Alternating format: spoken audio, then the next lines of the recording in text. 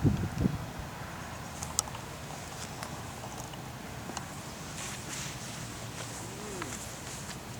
right, boys, gather round, folks. While we wait for John, shall we begin?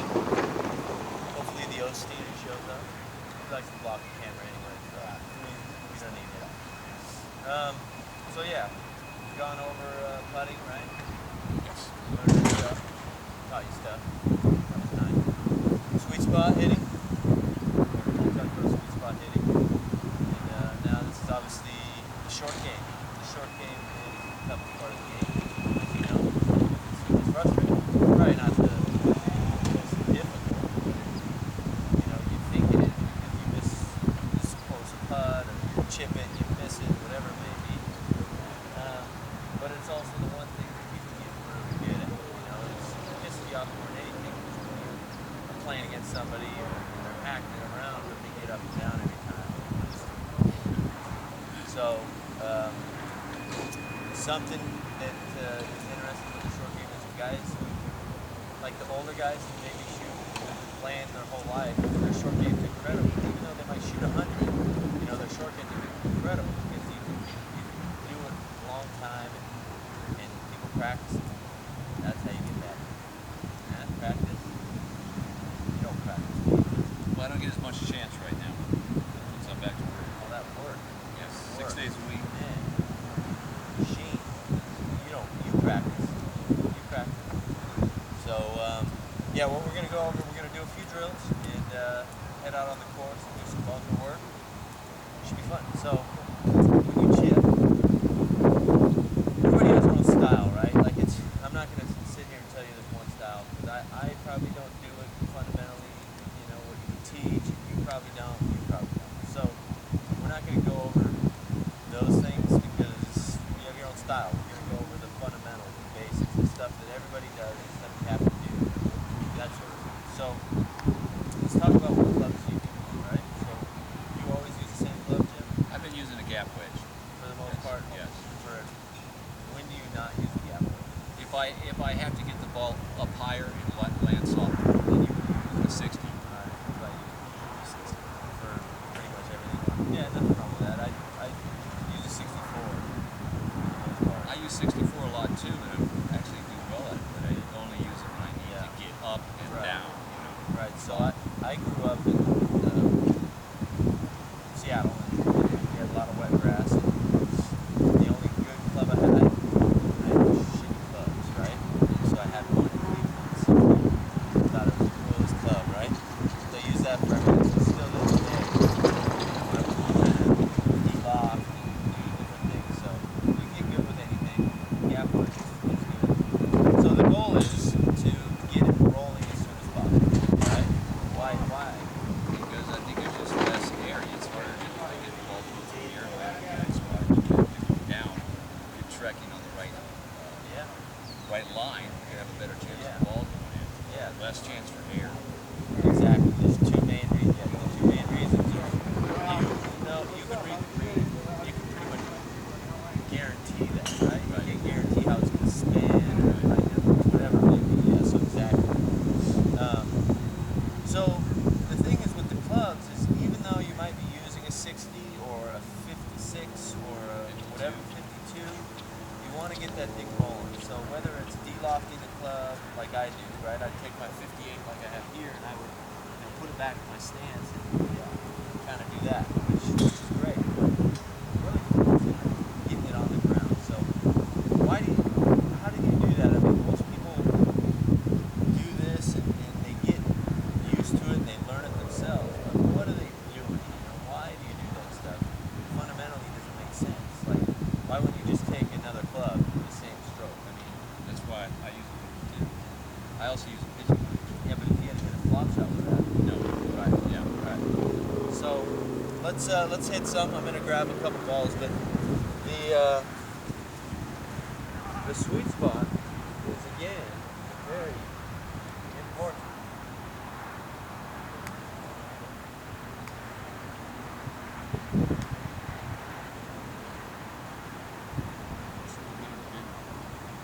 You want to learn that? Looks like it's tight grass.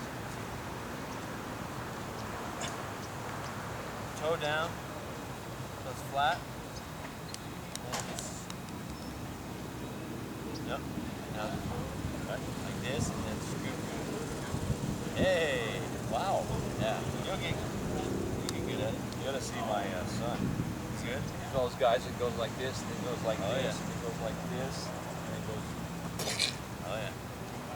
All right, so the first drill we're gonna do is to hit the sweet spot again. 8 degrees, right? That's our number. 8 degrees. 8 degrees. The same thing with chipping, right? You're never gonna.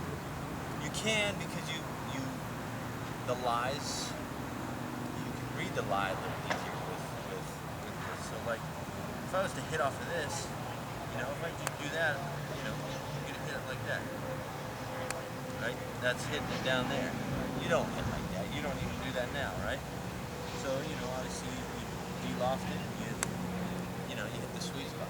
So, most people's issue is they always want to hit it. They're always trying to get it up in the air. So they open it or they don't lean it forward on it, right? So that's the tricky part, is knowing when to lean forward, when not to. So there's a rule. I mean, you should never adjust you should always change your club first. Like, even though me and you might use a 60, you should really practice, and I work on it a lot right now, is chipping, right? You use a 52 and you roll it. If you can't do that, you know, you're wasting your time. You should be able to do that. So here's what we're gonna do. You have a 52, what do you have in your hand? 60. Perfect. So, if you have a 60, so I have a 58 right here. I'm gonna hit this under the bench, right? So when you do this drill, it works on keeping your hands forward, and it'll keep it forward through the shot. Because what you'll see is you get the best, golfer in the world. He'll set up great, and then he'll try to help it in the air. So this drill is huge, and once you do it kind of 2 or 3 times, you don't really need it. It's more of a visual thing. So I want everybody to come over here and try to hit, underneath the bench. See how many you can do. Try to hit the sweet spot. All right, go, buddy.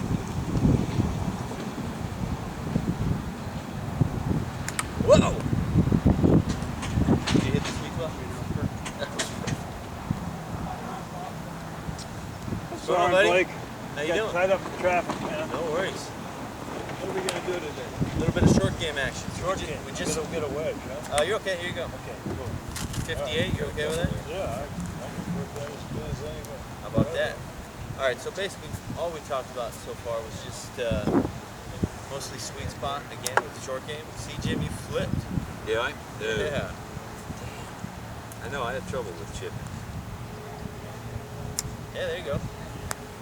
So basically, we talked about what club do you use, and what club generally do you use? Do you use the same club always? No, I wish I could, but I have a 56. Lifting up. 60. You can't even see it. It's weird, you know. I have a 52. I do too. All right. Well, I'm such a crappy chipper. So why don't you try to Lift hit it? up. I want you to try to chip and use the bench and keep it underneath. So what this is Keep it underneath the bench? Yes, sir. Okay. You don't have to, and if it hits it, it's just a motion thing. So we want you. So what's the idea of the bench? Stopping? Nope. So what it'll teach you to do is it'll keep you down through the shot. Is when a lot of people chip, they come out of the shot, they release, their hands come up, and it'll take you a second to get over the. And that's a rental club. You could break it if you have to. Good. Hands stay forward.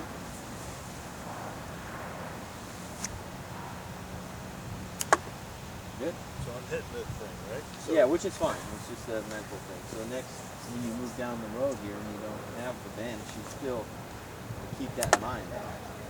So what we talking about too, we want to get the ball rolling, right? Because you don't want to hit a flop shot all the time.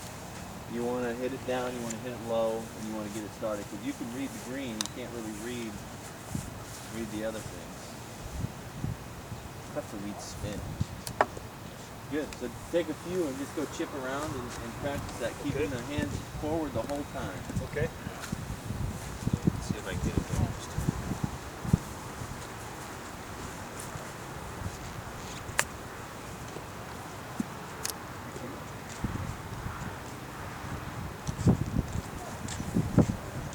You should have no problem with this one.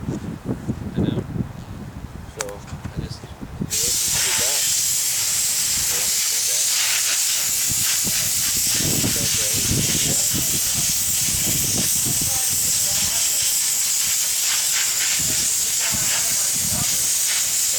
See what's going on now? Good. Your hands are staying forward if you want. This is the goal of this.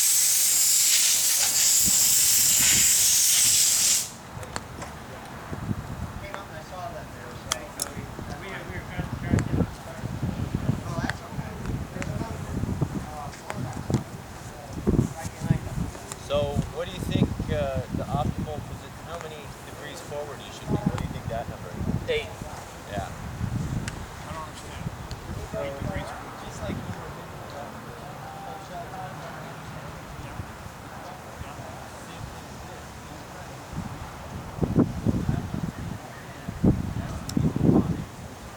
That's the reason our hands are falling, is to get the space to would have hit it on a descending ball. Down. Let's figure that one later. I realize the sweet spot. So you get it up high over the ball. Thank You were hitting it with the bottom of the glove. Right. You know what about this one, Blake? Still miss. You grip down. I do. Yeah, more control. Make it forward. Way forward.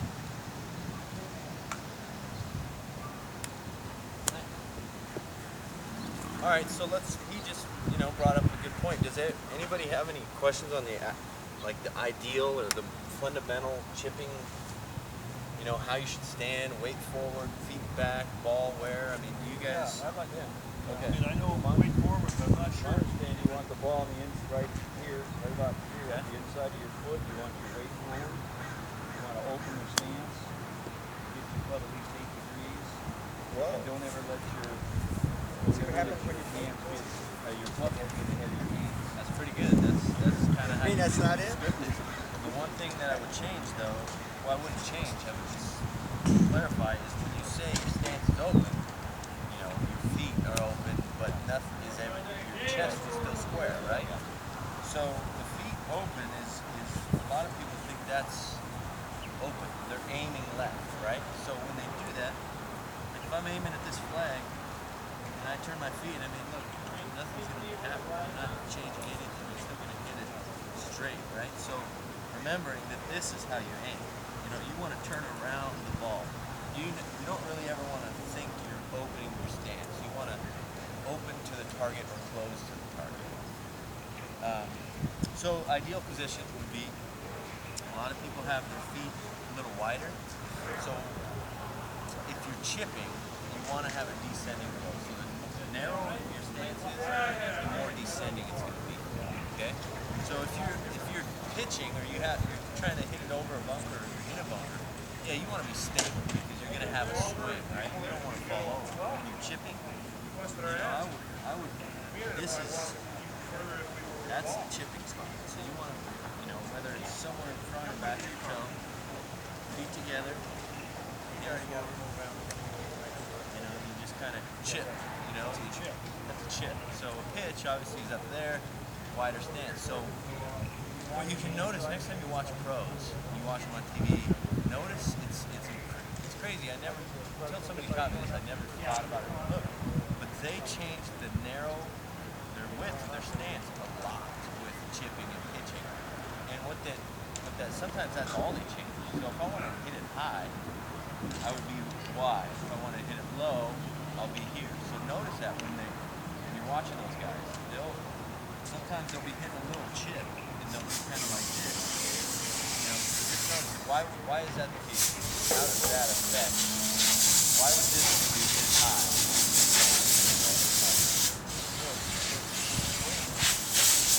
After you can hit a descending blow like this, when you're bottom on that, you come out. With a wider stance, obviously you're going to come up with a Well, no, what it is swing is shallow. Sounds a lot longer. So when I'm here, I basically just pick it up. Right. When I'm here, I have to go out here. Right? When you do that, shallow.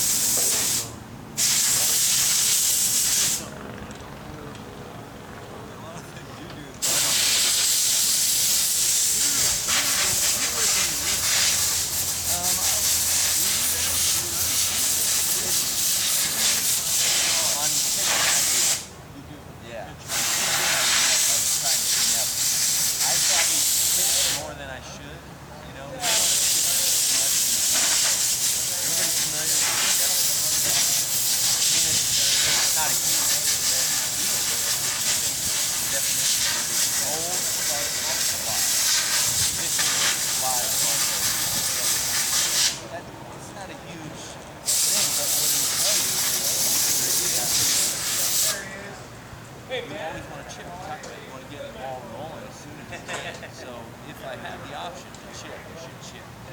You know, use an 8-iron from here to there and do your putt and get it rolling. Whether it's you're making your 64 an 8-iron or whatever it may be, let that thing roll. Are you chipping or putting? That one? From here? Yeah. From here I'm chipping with probably yeah. I would use like an 8. I would never go less than an 8 or 9 for me because I do a lot of hand. Am I right in saying is because you have the opportunity to the ball sooner Yeah. this shot? Right here you can get the ball at the green. Yeah. So it's a chip. Right. But if you were trying to hit that up by the nets there, you'd have to pitch, right? Right. You got it. Because you got to fly all this before You got it. roll out. That's where touch comes in. That's where tempo. That's where all that. That's when it gets tough. I mean, that's Is a 64 more as a pitch than a chip? yes. I mean, you can use it. I mean, you can use it for whatever you want. Right. But 90% of the time, you're going to be pitching with that ball.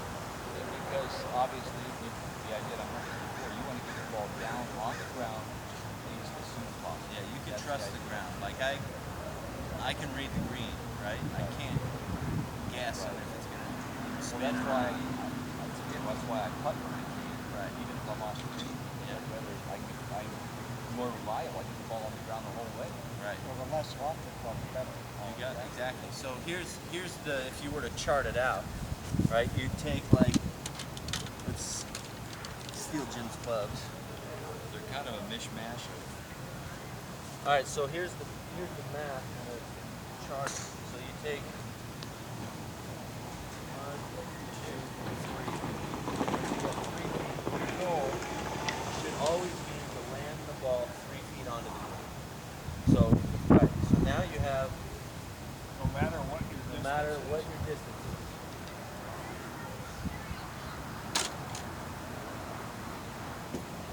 So that now this is your club. So you can practice it.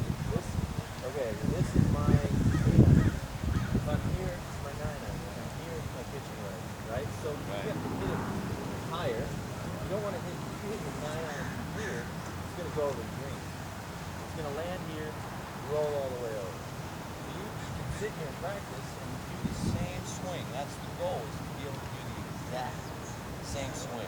So when you take your 52, and you're right here, you know, you do that, you can be able to take your 56, land it right there. It shows you right? So, I had a buddy, baseball player. One day he learned it.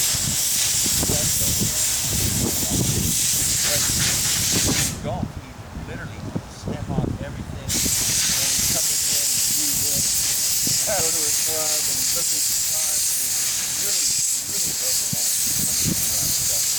But it is a good way to understand where your strengths are. So what you'll find is people don't use enough irons, right? So this guy, who uses 64 all the time, comes out and tries it. He's gonna be like, I'm really good.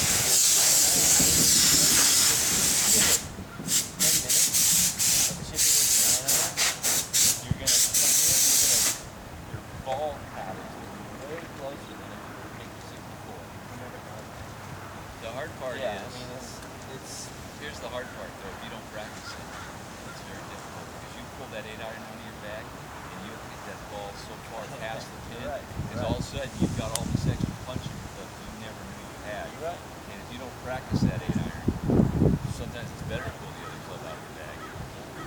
So you made a good point earlier though. Whenever you can, cut. Really? Yeah. Yeah, that's fine. Yeah, really. Yeah. If I was, I mean, if you gotta practice it as well, but it's, your worst chip is always, I mean, your worst cut is always better than your, worst chip. Yeah. Always. You can chip it into the grass, you never get to cut it. Like, when you have nerves, and if you're like in a match, or whatever's going on, cut it. Because I'll bet you $1,000 that if we all cut it from here to that flag, it would be somewhere within 10 feet. You know, I mean, it would be somewhere close. Right? But if I chip, sometimes out of the pin, I might be way over there, or way over there. Or I might double chip it, or it's just safe.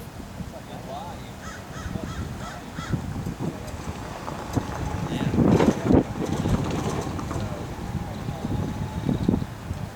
Yeah, see that? That's all he does. Take his putter. Wow. That's all he does.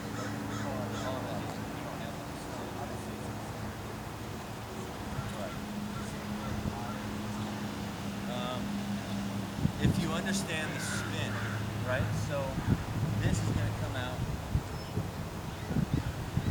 with no spin, right? It's gonna jump forward almost. So understanding those things is almost just as important as being able to know what to do. I mean, know how to chip. So that's where experience comes in. You know, we've all been playing this game a long time. You know, but you might not. What would you say that is going to happen? I mean, would you think about that, or you just kind of hit it? Right. So thinking and learning from your mistakes is huge. It's not going to spin, right? So when you hit it, you know, you're going to hit it. You're going to have that in between them. There's not going to be any club right there. It's just going to kind of stop right there. So what I would do here, you know, like if I had that, I mean, you got to go down and get it, right? You know, so it could be something just, pop up, and it'll roll along there. Nice. But just being able to read certain things, I'd almost rather have this than a ball teed up, like on the highest rep. Yeah. Yeah. But then again, if you practice it, so I'm gonna do one more technique with chipping that will make everything really easy, and then we're gonna go to the bunker. So if you have, let's say we're chipping, right? This is how I chip. I learned it because it doesn't make sense not to. So when I teach my Get Golf Ready class, and they've never played before, so our first session is putting, right? Basically, pick it up. There's not a lot you can do with them besides teaching how to hold it and where to put it, and then they're off on their own. With chipping, it's a little tougher, but it's an easy transition because it's the same motion, right? You chip. The last thing I want to do is when we're at that bench, or we're doing this, or we're hitting it, right? We don't need to do that because there's a technique. If you just putt, so let's say I'm just putt, right? Am I going to hit the sweet spot with that? No, I'm going to thin it, right? So It didn't seem that way. left side. Now we're. I hit the sweet spot. Is this difficult? This is my putting stroke. It's not going to be difficult. So you just set up, lean forward, and putt. You can get so consistent and good with that you'll never go back. It's simple. So everybody should go around, grab a few balls. So I want you to aim, really focus on your aim. just like you were putting, right? This is a putt. Okay, set it to where you're aiming. Set it up. Lean forward. And then just putt. Try it out. Try it out, Hoagie. Grab one of those. Grab a stick. Grab a stick. And some balls. Golfing balls. And there it is, right? Putt.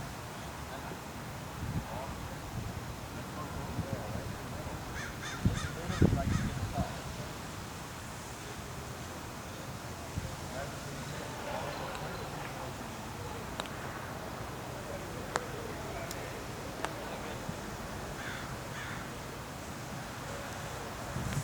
Really remember putting. He did. Ready to putt, Jim? No. I'll putt it. Now I'll be waiting for it. Just putt it. Yeah.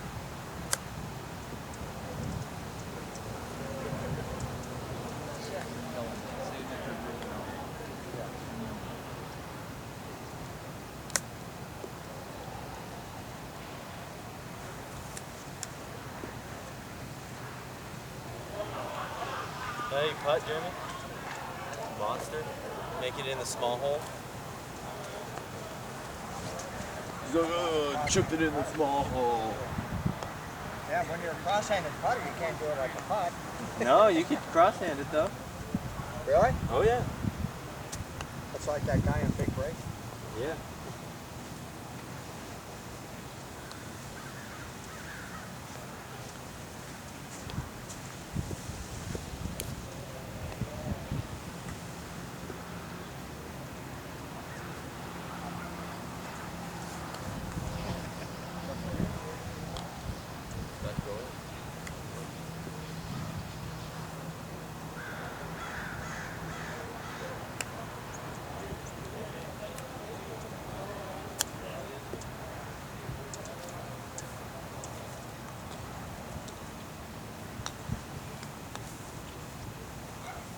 You know what? I got it. Figured it out, huh?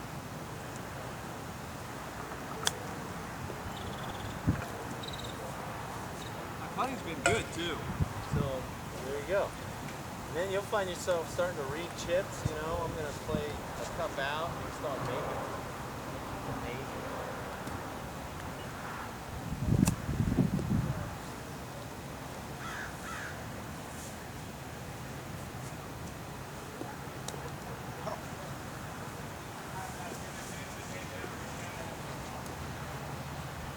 No stopping.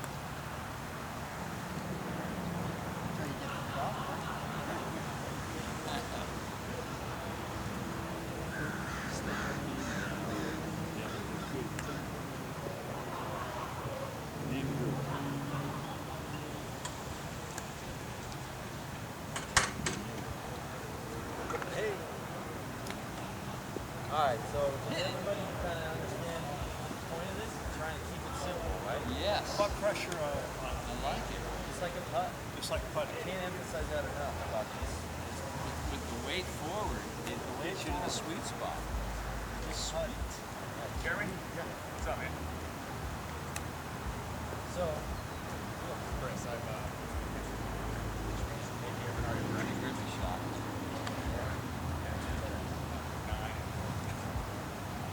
Nick, what do alright, you like so this? let's head out to the bunker shot. Yeah, that's perfect.